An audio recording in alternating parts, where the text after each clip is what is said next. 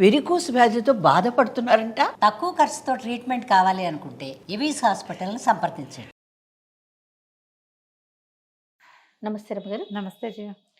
ఏదన్నా చిన్న కథ చెప్తారండి? పెద్ద కథ చెప్తాను. చెప్పండి రమ్మగారు. ఈ మన సిండ్రెల్లా లాంటి కథలు కొన్ని కొన్ని భలే ఆసక్తికరంగా ఉంటాయి. సిండ్రెల్లా ఒక ప్రత్యేకమైన కథ కదా. కొంచెం అటు ఇటుగా ఉన్న ఒక కథ చెప్పుకుందాం. పూర్వం అట ఈ బాగ్దాదు నగరపు కథలు ఇవి బాగున్నాయి, అరేబియన్ స్టోరీస్. పిల్లలు మీకు మగ పిల్లలు కదా రమ్మగారు, వినరేమో బహుశా. ఆడపిల్లలు ఉంటే ఎంతసేపు సిండ్రిల్లా స్టోరీలేనండి. క్యారెక్టర్లు వీళ్ళు ఒకళ్ళు సిండ్రిల్లా, ఒక స్టెప్ మదరు, ఒకళ్ళు మామూలు మదరు, భలే ఉంటాయి రమ్మగారు. మా అబ్బాయిలు కాగోలేదు, మగపిల్లలు కదా. ఆంజనేయుడు, అర్జునుడు, విక్రమార్కుడు అవి అలాంటివి నేను రోజు ఇంట్లో వింటా ఉంటాను. హాలిడే అయితే చాలు సిండ్రిల్లాలు క్యారెక్టర్లు. వీళ్ళకి ఎవరి మీద అయితే కోపం ఉంటుందో దాన్ని స్టెప్ మదర్ కూతురు కింద పెట్టేస్తున్నారు. ఎంత ఫన్నీగా అనిపిస్తుంది రమ్మగారు. వాళ్ళు ఆడుకునేటప్పుడు వినాలి. మా వాళ్ళంతా మేము హనుమాన్ క్యారెక్టర్లు అవి చేసేవాళ్ళం. సూపర్ మ్యాన్, స్పైడర్ మ్యాన్, ఈ క్యారెక్టర్లు విన్నారు. పాత కథలు మావి ఎప్పటిపో కదా, పెద్దవాళ్ళు అయిపోయారు. అమ్మాయిలు ఉంటే ఆ సరదా వేరు చేయ కదా. అవునండి. మనవరాళ్ళు వస్తారో రారు, మాకు వచ్చేస్తారు, ఖచ్చితంగా వస్తారు రమ్మగారు. చూడాలి, అప్పటికి ఓపిక ఉండద్దు. అది అది అది చూసుకోవాలి. సిండ్రిల్లా లాంటి కథ. ముసలివాడి భార్య కథ పేరే అది. పూర్వం అంటే ఈ బాగ్దాద్ నగరంలో ఒక కట్టెలు కొట్టుకునేవాడి కుటుంబం ఒకటి ఉండేది. అతను కట్టెలు కొట్టి తెచ్చి ఆ కట్టెలు అమ్ముకుని బతికేవాళ్ళు. అయితే ఇతనికి ఒక్క కూతురు ఉండేది. భగవంతుడు ఇంకా పిల్లల్ని ఇవ్వలే వాళ్ళకి. పిల్ల మహముచ్చటగా చక్కగా ఉండేది. ఏదో పాత బట్టలు వేసుకుని చింకి పాతలు వేసుకున్నా కూడా పిల్ల ముద్దుగా ఉండేది. అయితే ఏమైంది, ఇతను రోజు కొట్టలు కట్టుకునేవాడు, తెచ్చుకునేవాడు, అమ్మి ఏదైనా వస్తే ఇక దాంతో అట్లా బతుకుతూ ఉండేవాడు. వీళ్ళు ఈ కట్టెలు కొట్టే అతను కుటుంబం ఉన్న వీధిలో ఒక సంపన్నుల కుటుంబం కూడా ఉండేది. వీధికి ఆ చివరి వాళ్ళు ఈ చివరి వీళ్ళు ఉండేవాళ్ళు. ఆవిడ దర్గాకో ఎక్కడికో దండం పెట్టుకోవడానికి వెళ్తూ దారే పోతూ ఈ పిల్లని చూసేది. ఓ రోజు ఆవిడ కొడుక్కి పెళ్లి చేద్దాం అనుకుంది. ఆవిడకో కొడుకున్నాడు. పెళ్లి చేద్దాం అనుకుని ఆవిడ తలుచుకున్న రోజున ఈ పిల్ల కొంచెం ఏదో ఒక మంచి బట్ట కట్టుకుని పువ్వులు కడుతూ వాకిట్లో కనపడింది. కనపడేసరికి ఈవిడ ముచ్చట పట్టలేకపోయింది. పిల్ల ఎంత ముద్దుగా ఉంది, ఇటువంటి పిల్లని కదా చేసుకోవాలి కోడలుగా. అంతకుముందు బాగుంది అనుకునేది, ఇప్పుడు కోడలు ఆలోచన వచ్చేసరికల్లా కనబడిన పిల్ల మీద మనసు అయిపోయింది. ఆవిడేం చేసింది, గబగబా వాళ్ళ ఇంటి వాకిట్లోకి వెళ్ళి, అమ్మాయి నిన్ను నా కొడుకు పెళ్లి చేసుకుందాం అనుకుంటున్నాను, ఇగో ప్రధానంగా నీకు ఉంగరం పెడుతున్నానని వేలుకున్న వజ్రపు ఉంగరం తీసి ఆ పిల్ల చేతికి పెట్టి, వాళ్ళ అమ్మ ఏదో గిన్నెలు తోకుంటుంది, తండ్రి అసలు లేనే లేడు. అక్కడి నుంచి ఈ పిల్లని నిర్ఘాంతపోయింది. మరి ఎవరో ఒకళ్ళు అలా ప్రధానాలు పెట్టడం ఆ కాలంలో అలా ఉండేది కాబోలు. ఆవిడ సంపన్న గృహస్థు కాదని లేకపోయింది. ఆవిడ వెళ్ళిపోయింది. వెళ్ళిపోయాక సాయంకాలం నాన్న వచ్చాక, మధ్యాహ్నం అమ్మ వచ్చాక చెప్పింది, ఇట్లా ఆవిడ ఉంగరం పెట్టి వెళ్ళింది అదని చెప్పింది. చెప్పేసరికల్లా సరే బాగానే ఉంది. ఈవిడ చుట్టుపక్కల అందరికీ మన సందు చివర కట్టెలు కొట్టే ఆయన ఉన్నాడు కదా, వాళ్ళ పిల్ల ముంతాజో ఏదో దాని పేరు, ఎంత బాగుందో దానికి ఉంగరం పెట్టి ప్రధానం పెట్టేశాను, మా పిల్లాడికి చేసుకుంటున్నాను అనేసరికల్లా ప్రతి వాళ్ళు ఏడ్చినట్టుంది. పిల్ల బాగుంటే చేసుకోవటం ఏమిటి, అటువంటి పిల్లలు మన దగ్గర మాత్రం లేరా, కులం గోత్రం చూడొద్దా, పోనీ కులము గోత్రం మన వాళ్ళే అనుకో, డబ్బు దశకం చూసుకోవద్దా, వాళ్ళ ఇంటికి మీ అబ్బాయి వెళ్తే వాళ్ళు ఏం పెడతారు, పప్పు చారు పెట్టే గతి కూడా లేదు వాళ్ళకి అని అందరూ తలా ఒక మాట అన్నారు. ఒక్కళ్ళు కూడా ఆవిడని సపోర్ట్ చేయలేపల. పోనీలే వాళ్ళకి లేకపోతే పోయింది, మనకు ఉంది కదా, పిల్ల ముద్దుగా ఉందన్నావు, అలాంటి మాటలు ఒక్కళ్ళు కూడా మాట్లాడాలి. పెళ్లి తెలివి నీతో 100 తెలివి అని ప్రతి వాళ్ళు అనేసరికి ఆవిడకి చాలా కోపం వచ్చేసింది. రుసరుసలాడుతూ వీళ్ళ ఇంటికి వచ్చింది రెండో రోజున. అని నా ప్రధానం క్యాన్సిల్ అని ఉంగరం లాగేసుకుంది. పిల్ల ఏడు మొహం పెట్టుకుని నుంచుంది. సాయంత్రం వాళ్ళ నాన్న వచ్చేసరికల్లా, నాన్న నిన్న పెళ్లి కుదిరింది, వాళ్ళ పెళ్ళి అయిపోయింది, ఆవిడ వచ్చి ఉంగరం పట్టుపోయింది అని చెప్పింది. గుండు మండిపోయింది. భగవంతుడా, నేనేమనుకున్నాను, అసలు పిల్లకి పెళ్లి చేయగలనా అని ఎప్పుడూ అనుకునేవాడిని. అలాంటిది ఒకరోజు పొద్దున్నే ఆశ చూపించావు నాకు, ఓ రోజు సాయంకాలం వచ్చేసరికి పిల్ల పెళ్ళి అన్నావు, ప్రధానం అన్నావు. సంపన్నులు గృహస్థులు, పిల్లవాడు బాగుంటాడు, వాళ్ళకి బోల్ డబ్బులు ఉన్నాయి, వాళ్ళే పిల్లని ముద్దుగా అడిగారు కాబట్టి బాగా చూసుకుంటారని నమ్మి నువ్వు ఉన్నావనుకున్నా.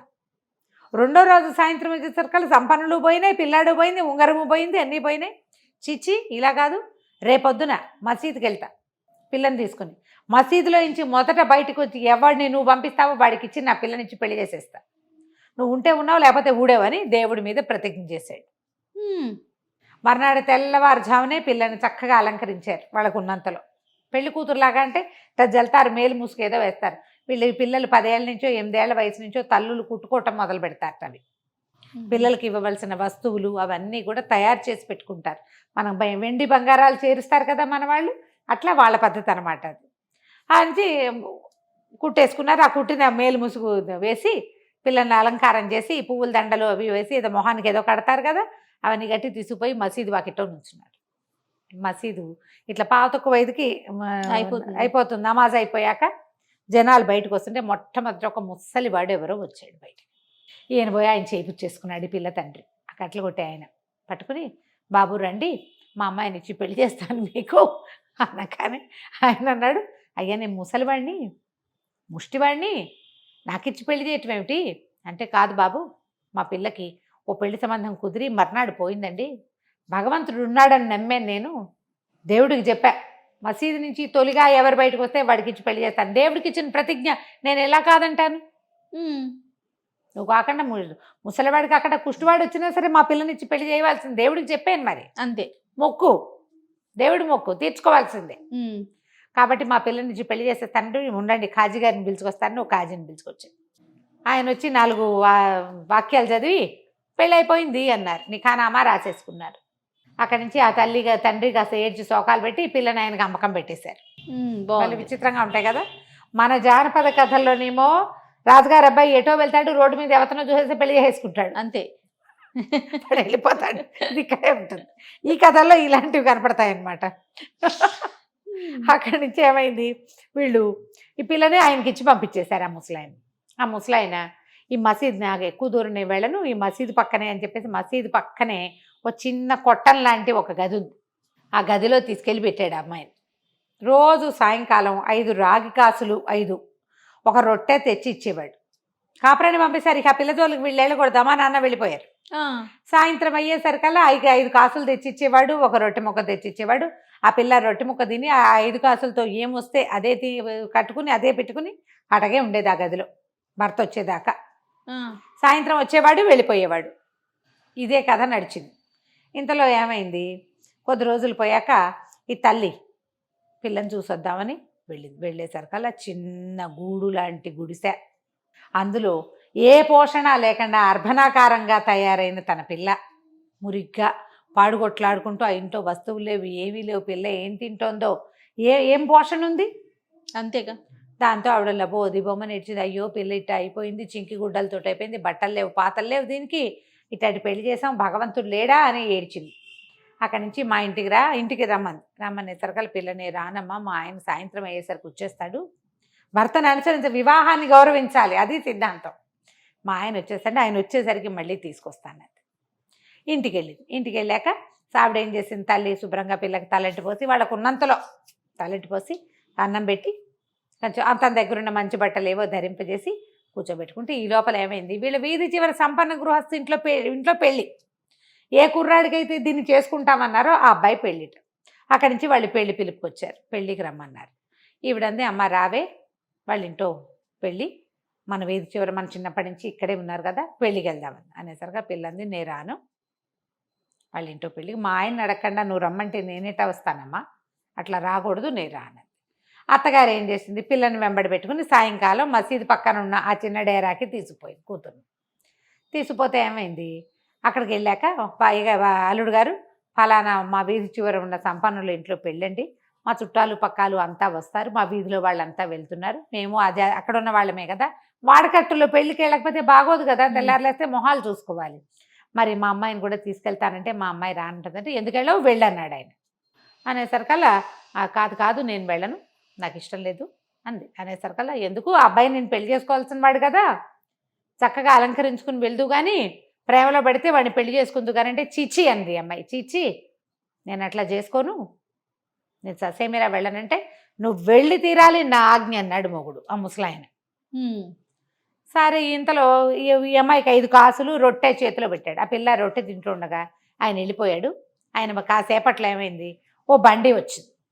ఓ బండిలోంచి ఒక 2 ఆడవాళ్ళు దిగారు. చక్కగా మంచి భలేగా ఉన్నారు వాళ్ళు, బండి కూడా సూపర్గా ఉంది. ఆయన వెళ్ళిన 1 గంటకు వచ్చారు వీళ్ళు. చీకటి పడుతోంది. అమ్మాయి రాత్రికి పెళ్ళే వెళ్ళాలి అంటోంది తల్లి. మీ ఆయన వెళ్ళమన్నాడు కదా అంటే, అమ్మాయి పాత బట్టలతోటి వెళ్ళకపోతే ఏమైందమ్మా పెళ్ళికి అంటే, ఆ బండిలో వచ్చిన వాళ్ళు పెద్ద ఇంత పళ్ళెం ఇంత పెద్ద సంచి పుచ్చుకొచ్చారు. పుచ్చుకొని లోపలికి వచ్చి, అమ్మాయి ఫలానా ముసలాయన పెళ్ళానివేనా నువ్వు అని అడిగారు.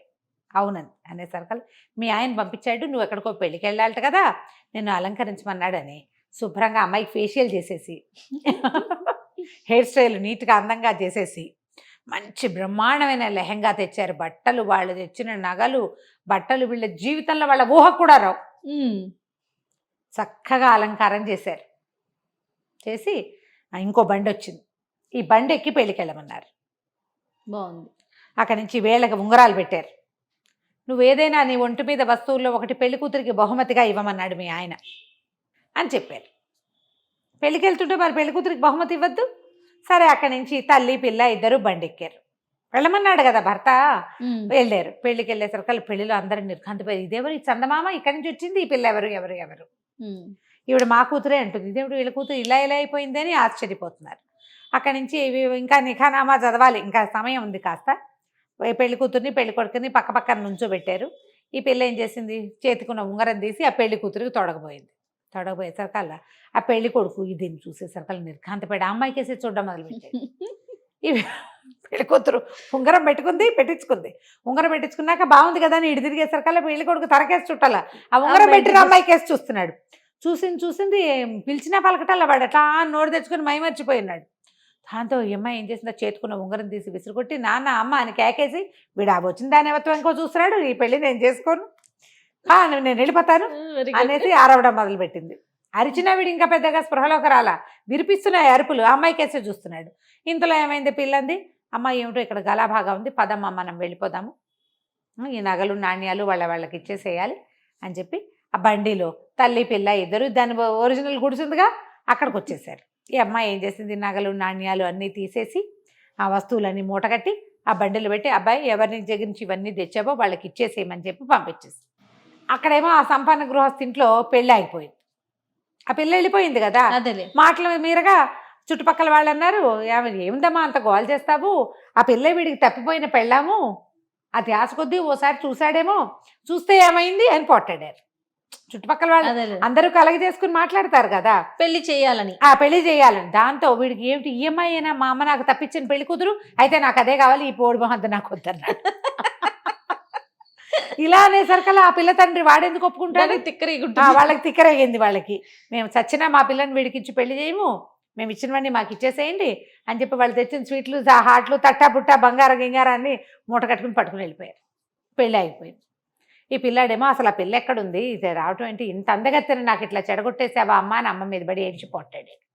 వాళ్ళ అమ్మ ఏమంది, సరే నేనేం చేయనురా నాయన, వాళ్ళు ఎవరికో బిచ్చగాడికి ఇచ్చి పెళ్లి చేసుకున్నారట, కావాలంటే ఆ పెళ్లి విడిపించి నువ్వు తెచ్చుకో, నేను పిల్ల అందంగా ఉందంటే వీళ్ళంతా కులం గోత్రం డబ్బు దశకమని అందరూ కలిసి చెడగొట్టారు, ఇప్పుడు అది నగలేసుకుని తయారయ్యేసరికల్లా అది అందగత్తె అంటున్నారు, కావాలంటే తెచ్చుకోమంది. సరే ఇతను అమ్మాయి ఎక్కడుందా అని వెతుక్కోవటం మొదలుపెట్టాడు. వెతికి చివరికి మసీదు పక్కన ఉన్న చిన్న గుడిసెలో ఉంటుందని తెలిసింది. అక్కడికి వచ్చేసాడు. వచ్చేసరికల్లా పదే అడగటం మొదలుపెట్టాడు, నన్ను పెళ్లి చేసుకో అంటే అమ్మాయి తెగ తిట్టిపోతుంది. నేను పెళ్లి చేసుకోవటం ఏమిటి, నువ్వు ఎవరితోనో చేసుకో, నాకు పెళ్ళి అయిపోయింది, పెళ్ళి అయిపోతే ముష్టివాడితో ముసలివాడితో ఎలా ఉంటావంటాడు. ఎలాగోలాగా ఉంటాను, ఎలా ఉన్నా సరే మా నాన్న దేవుడు ఆజ్ఞ మీద నాకు ఒక పెళ్లి చేశాడు, నేను దేవుడు ఆజ్ఞని గౌరవిస్తా, మా నాన్న ఆజ్ఞని గౌరవిస్తా, పెళ్ళిని గౌరవిస్తా, ముసలిగా ఉన్నా ఇంకోలా ఉన్నా నాకు నా మొగుడే కావాలి, నువ్వు నాకు పనికిరాదు. వాడేమో ఒప్పుకోవాలి, ఇలా నువ్వు ఒక ముసలివాడి దీంట్లో ప్రాపకంలో ఉంటానికి వీల్లేదు. ముసలివాడు వచ్చాడు, ఇంతలో భర్త వచ్చేసరికల్లా భర్త అన్నాడు, నువ్వు పెళ్లి చేసుకో, నేను నీకు ఆజ్ఞిస్తా అంటే, నువ్వు కాదు, అల్లా ఆజ్ఞిస్తే తప్పిస్తే నేను చేయను, అల్లా ఆజ్ఞించిన చచ్చిపోతాను కానీ వీడిని పెళ్లి చేసుకోను నేను,